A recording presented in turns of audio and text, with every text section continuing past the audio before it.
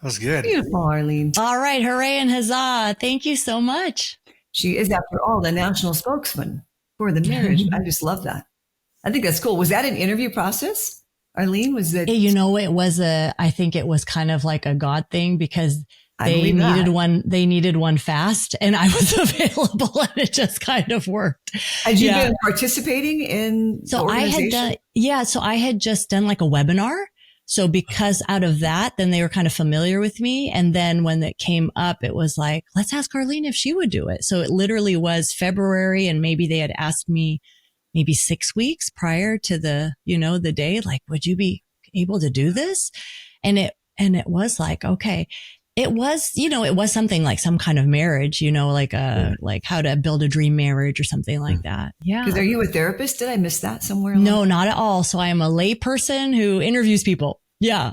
Yeah. Yes. Awesome. Yeah. So I've been interviewing people on that Happy Home podcast, like marriage people, parenting people for like 15 years. So just a lay person who interviews people and listens to them. Yes. Nice. And brings the information to the rest of us. So we need that. So thank you.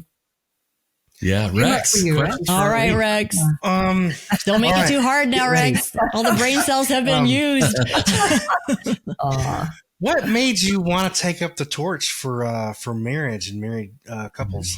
Yeah, I think to me it was very natural because it's like my parents are happily married, right? So they were married 50 plus years and I was given that gift.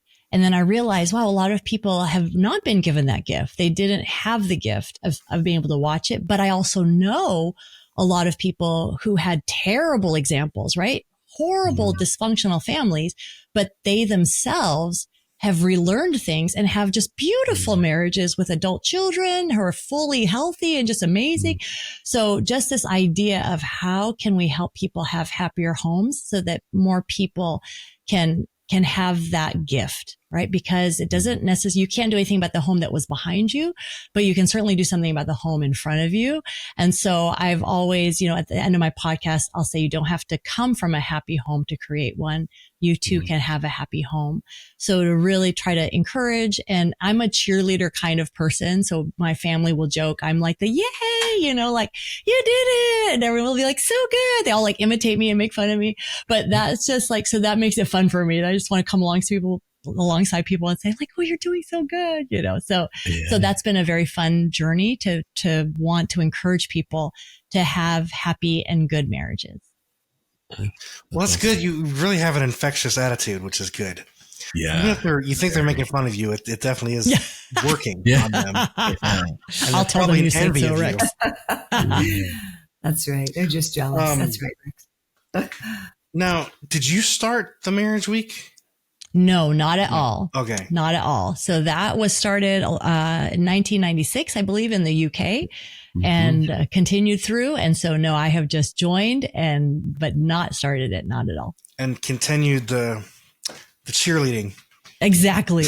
I've come alongside as a cheerleader. That's a very good way to put it. I like what you said earlier about the we mindset. And that really struck me because a lot of Western culture is very the I mindset and the individual I mindset. Where did you get the idea for the we mindset? I think that is, to me, it is the vow of marriage. Like you're committing to something bigger than yourself. Like in the vows, you don't say like, oh, I'll be here as long as you're good to me, or I'll be here as long as this is working for me. So really that vow of marriage is saying we are creating a unit. Like we are no longer two people. Now we are a unit and nothing will separate this unit until death do us part. Now I am a rules oriented kind of person, right? My husband is a free spirit. So if the sign says do not trespass, I do not trespass. If it says do not trespass, my husband says like, what a dumb sign. Look at all this land. There is no one here. Why would they worry if we like hike through this to get to the point? So and I'm not, my husband, he keeps his vows, so I'm not trying to say that, but I will say, so just in how I'm wired, it's very easy, natural for me to say, oh, I made this vow to be in this unit and I will do everything in my power to keep this unit together and to consider the whole needs of the whole group as a team. And I'm also a team player. So it's very much like in my makeup, I like contributing to the team. Now, let's say you're a free spirit, like my husband, or you're like an Olympian where you're just like used to kind of driving for yourself. So this may need more bending, right? Of like, even though I'm this free spirit, I realize that the freedom of staying in the bounds of marriage, that's going to give me so much freedom, because now I am free to have joy and happiness and wealth and children and goodness, etc. So I think it is, you have to, instead of having this mindset of, oh, if I protect myself, then I'll get what I want. That's kind of like the Western, like I have to do it for me and I have to move myself forward or else no one else will do it for me. But the we mindset is more like, no, I have to move the marriage forward. I have to move the family forward, and we need to do things with that team mindset. And I think that's something, we all need, and we all need something greater than ourselves. Who wants to just sit around and serve themselves? That's not very fun. That is beautifully put, Arlene. I'm going to cheer for you. Yay, Arlene. Right. I really, and your marriage sounds a little similar to mine, where my wife is very, this is how it's supposed to be. And I'm like, well, let's find some other ways around the sign to see what's over there. Exactly. So, but we balance each other out. But exactly, man, that's beautiful. And I really like that we mindset. That I wrote that down and like put stars next to it. Oh, that's great. And really gonna put that into practice in my life. Do you have enough time or? Sure. This is fine. Yeah. Okay. I got 5 minutes. We got 5 minutes. We can use the 5 minutes. You mentioned, that I was going to ask, and I think you kind of answered it, but I wonder if you maybe had any other takes on this, is, like, what do you think really is the driving force that's kind of influencing the culture now to where people don't want to be married? Mm-hmm. I'm sure there are like a lot of answers. I think one could be like, oh, my family's was broken. And so I've seen that ugliness and I don't want that ugliness. I think there's a social contagion of you just kind of see what is shown to you as good. And what is shown to you as good is like freedom and like doing it on your own and material possessions, and anytime like a person is shown with a child, it's like, oh, the child is crying. They've got boogers coming out of their nose. This poor parent can't do anything. Like she would have been the CEO, but she had to like stay home with the kids with the diapers.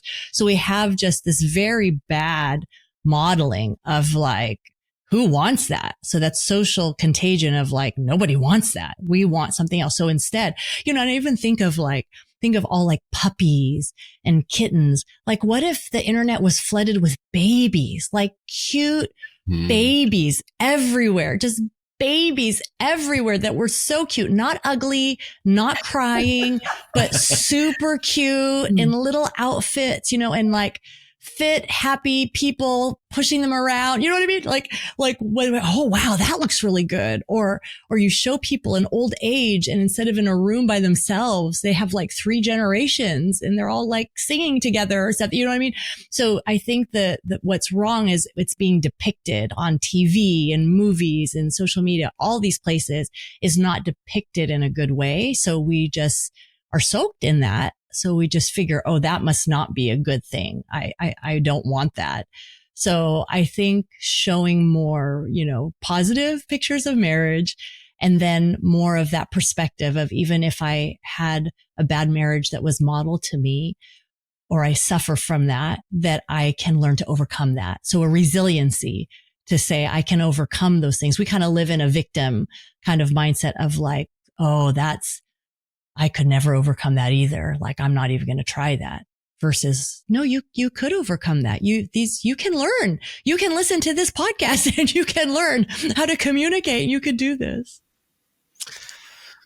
That's, what do they call it? Preaching to the choir. Yeah, exactly. I really love what you're saying because I really agree. Media is very powerful. Mm-hmm. And I agree that it is depicted. Children and marriage is depicted with a very negative connotation in so much media, and that does need to change. And I'm glad we're a part of that, helping people see the beauty of marriage and how to make it even better. Yes. Yeah. Well, Arlene, thank you for your time. Thank you for your message, and we're sounding the same message out to the world, and that is of hope and happiness. Marriage is work, but marriage is worth it. So thank you. Thanks for joining us today. Hey, do us a favor and take a few minutes to subscribe to our podcast and the Utah Marriage Commission YouTube channel, where you can watch this and every episode of the show. When you hit the like button and leave a comment, your feedback helps us improve the show. And don't forget to share this episode with a friend. You can also follow and connect with us on Instagram at Stronger Marriage Life and on Facebook at Stronger Marriage. Be sure to share with us what topics you want us to explore or what you loved about today's episode. If you want even more resources to improve your relationship connection, visit our website at strongermarriage.org, where you'll find free workshops, webinars, relationship surveys, and more. Each episode of Stronger Marriage Connection is hosted and sponsored by the Utah Marriage Commission at Utah State University. And finally, a big thanks to our producers Rex Polanis and Alexis Alcott and the team at Utah State University. And you, our audience. You make this show possible. The opinions, findings, conclusions, and recommendations expressed in this podcast do not necessarily reflect the views of the Utah Marriage Commission.